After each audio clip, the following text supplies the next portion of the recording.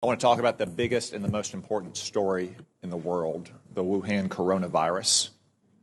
This coronavirus is a catastrophe on the scale of Chernobyl for China, but actually it's probably worse than Chernobyl, which was localized in its effect.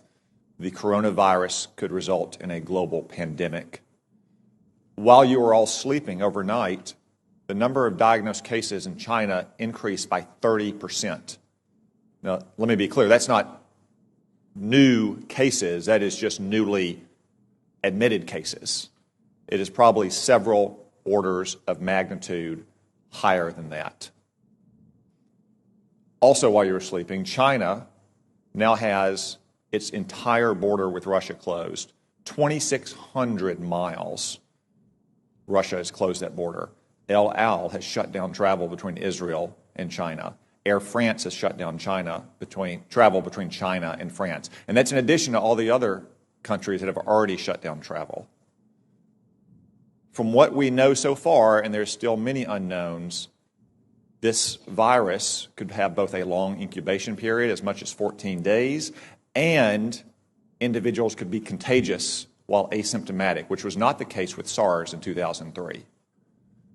Furthermore, from some cases, it appears that the virus could be aerosolized, which means it doesn't require the kind of contact that you have with, say, a married couple kissing each other or a family living in close quarters in a hotel or apartment, but rather the distances we are all sitting apart right now. Yet China is still lying about all of this. They've been lying about it from the very beginning, and you don't need their history of lying about SARS in 2003, though it is relevant here. You just have to see what's happened over the last 2 months.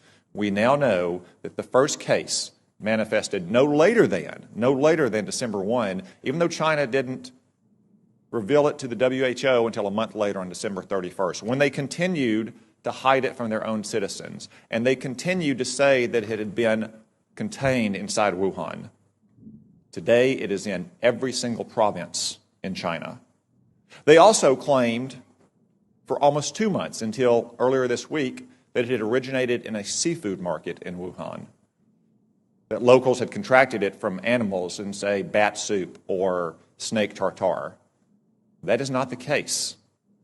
The Lancet published a study last weekend demonstrating that of the original 40 cases, 14 of them had no contact with the seafood market, including patient 0.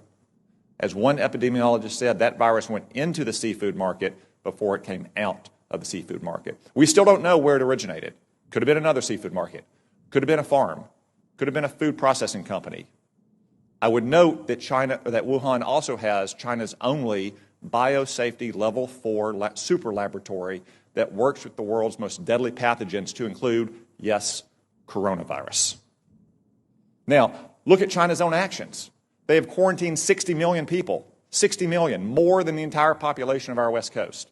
They've shut down schools indefinitely. Classes canceled nationwide indefinitely. Hong Kong, a part of China, has basically shut down all travel from the mainland. That's why it is essential that we immediately stop all travel on commercial aircraft between China and the United States.